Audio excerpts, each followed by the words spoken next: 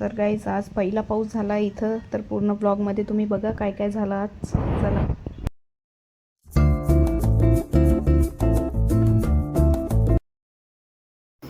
हे guys, good morning, welcome back to my channel.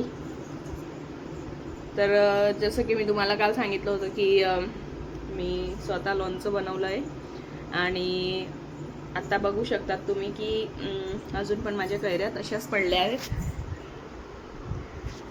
काल मी खूप नाराज झाले होते कारण मला कैऱ्या फोडून नाही मिळाल्या, पण आज दर्शन घरी आहेत, ते म्हणे मी तुला कैऱ्या पण फोडून देतो आणि लोणचं भरायला बरणी पण आणून देतो.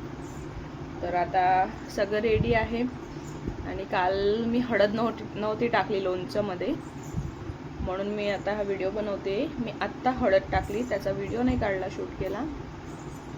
तर मी आता 1 कप हळद टाकली याच्यात, तुम्हाला दाखवते. आता याचा कलर पहा किती सुंदर दिसतोय. आधी जो काळपटपणा दिसत होता तो आता नाही दिसत आहे, कारण त्याच्यात हळद नव्हती.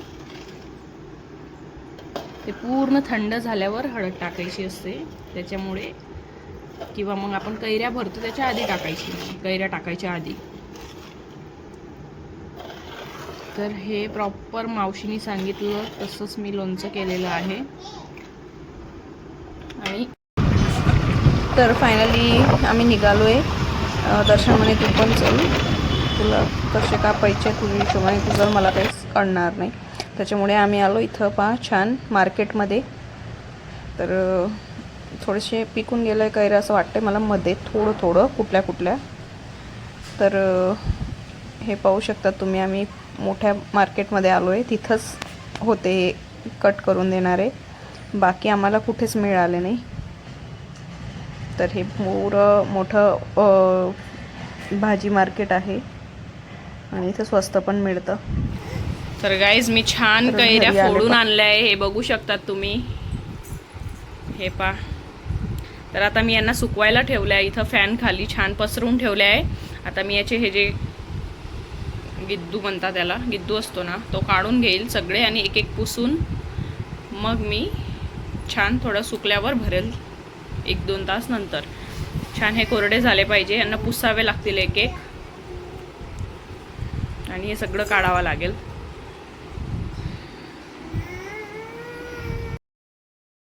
तर इथं मी एक कैरी पुसून त्याच्यात टाकत होते. अजून माझे सगळे कामं पडलेले होते, पण हे महत्त्वाचं होतं. माझी मम्मी बोलत होती लवकर टाकून दे, कारण ते ऑलरेडी 2-3 दिवस झाले होते त्यांना. तर गाईस फायनली माझं लोणचं झालं आहे रेडी. हे पाहू शकतात तुम्ही, किती छान दिसतंय. नक्कीच तुमच्या तोंडाला पाणी सुटत असेल. खूप छान स्मेल येतो. यश इथं खायला पण बसला.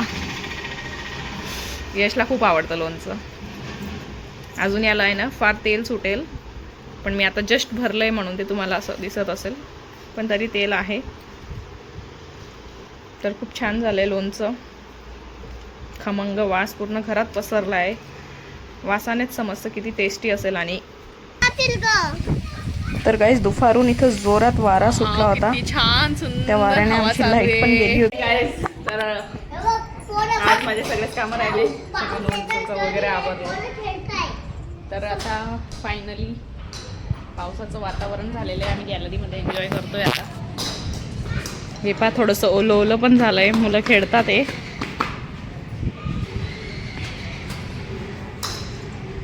पण खेळू का? तर म्हटलं छान आपण थंडी हवा चालू आहे, छान वाटतंय खूप. मंटू काय होतंय? पाऊस येतोय. ओ छान, इकडे सांग.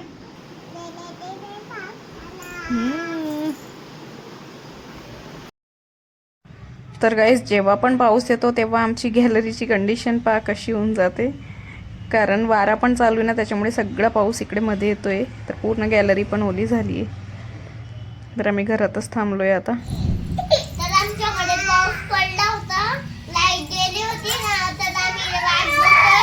2 तासानंतर लाईट गेली आहे, तरी पण पाऊस चालू आहे आमच्याकडे.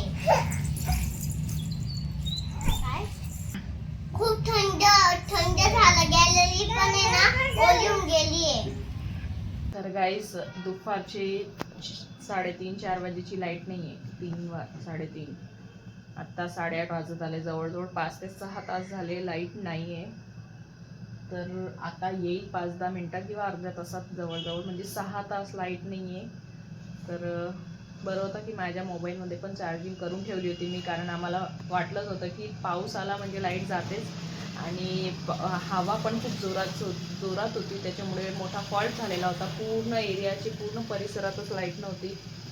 तर आता जेवण स्वयंपाक वगैरे मी करून ठेवला आहे टॉर्च लावून.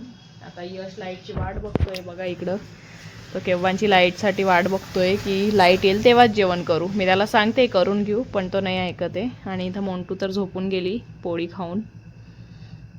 खूप मस्ती केली तिने. जेवण करून घ्यायचं का टॉर्च लावून? नाही ना, मजा नाही येत. मजा नाही येत का?